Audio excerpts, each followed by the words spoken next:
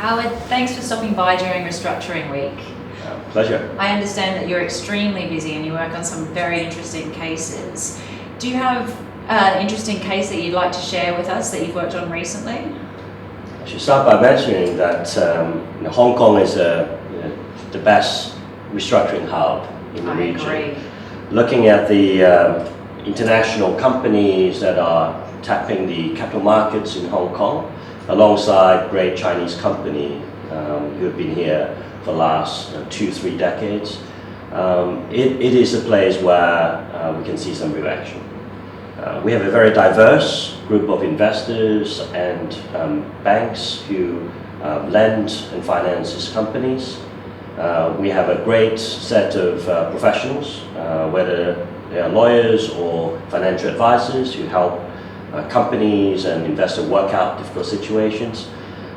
We see a truly international and diverse hub in Hong Kong. In terms of the most interesting case that worked on recently, I have a focus on cross-border Chinese insolvency restructuring cases, and you see the evolving credit structure for a lot of this Chinese company means that a lot of the international investors would have to participate in a lot of Chinese procedures, restructuring or bankruptcy procedures. And that's the first for a lot of the international crowd to actually work with the Chinese courts and also the Chinese stakeholders. And you're amazed and constantly amazed by how quickly they become familiar with the Chinese process and how the Chinese stakeholders know already about the way things are done in other jurisdictions, the international standard for executing a good restructuring and bankruptcy. And there's been significant improvement in both the law and the judicial support for dealing with insolvencies in China. So that's most fascinating, and a number of cases that illustrated that.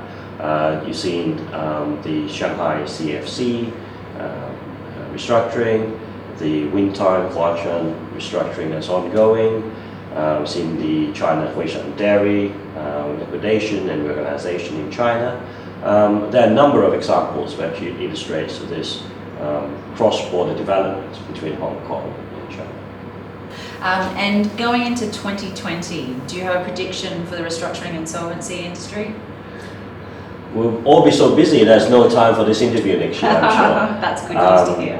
I think there is certainly a huge amount of publicly sold bond debt which are coming due in 2020.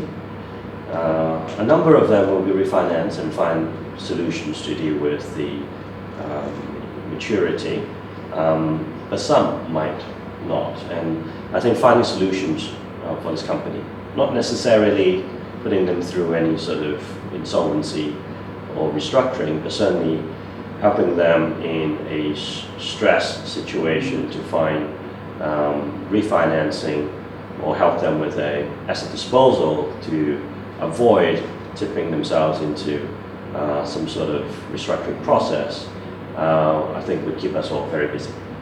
That's good news. Well, for us anyway.